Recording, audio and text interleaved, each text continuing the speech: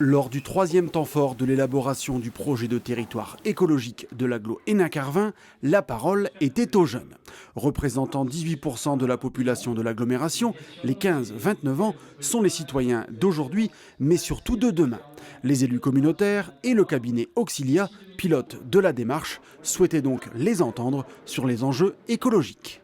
On a essayé dans un premier temps de les emmener vers leur société idéale en 2035. Donc on a compté avec eux, en 2035 ils auront bientôt 30 ans presque. Et à partir de là, ça les a aidés à déduire des pistes d'action très concrètes et réalisables pour l'avenir beaucoup plus proche.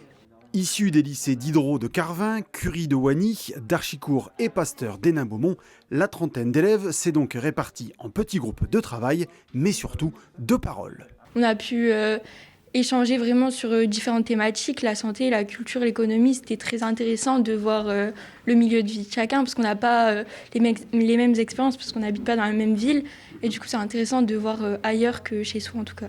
On a justement eu une heure de débat, et une heure de débat vraiment centrée sur des propositions, notamment nos idées les plus folles, ce que l'on aime et ce que l'on n'aime pas. On ne nous a pas enfermés dans un carcan, on nous a vraiment demandé ce que nous voulions.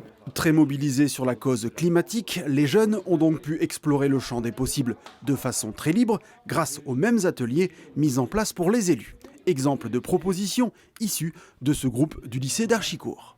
Supprimer les voitures dans le centre-ville, donc c'est un peu une idée folle parce que tout le monde tient à cette petite liberté qu'on a de pouvoir voyager où on veut. On a à cœur de vouloir développer la mobilité des bus, du vélo, etc., plus de pistes cyclables. Donc c'est vraiment notre idée folle qu'on a eue. La restitution des lycéens a donné lieu à des véritables pistes d'action qualitatives avec des vraies propositions qui concernent à la fois les transports, l'engagement citoyen, la solidarité avec les seniors ou les personnes handicapées, ou même des dispositifs de moratoire pour limiter l'aménagement sur les territoires agricoles ou naturels. Des vraies propositions que des élus auraient pu proposer eux-mêmes.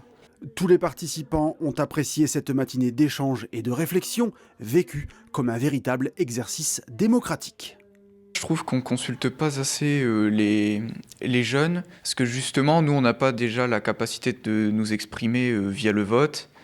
Et de plus, les journaux et les médias nous accordent que peu d'attention. Sur les réseaux sociaux, on peut participer à des sondages, on voit comment ça se passe, etc. Mais c'est vrai qu'on n'est pas dans les coulisses, c'est un travail de forme et non pas de fond. Et là, on a vraiment pu participer et je pense que c'est une très bonne initiative pour la jeunesse en tout cas.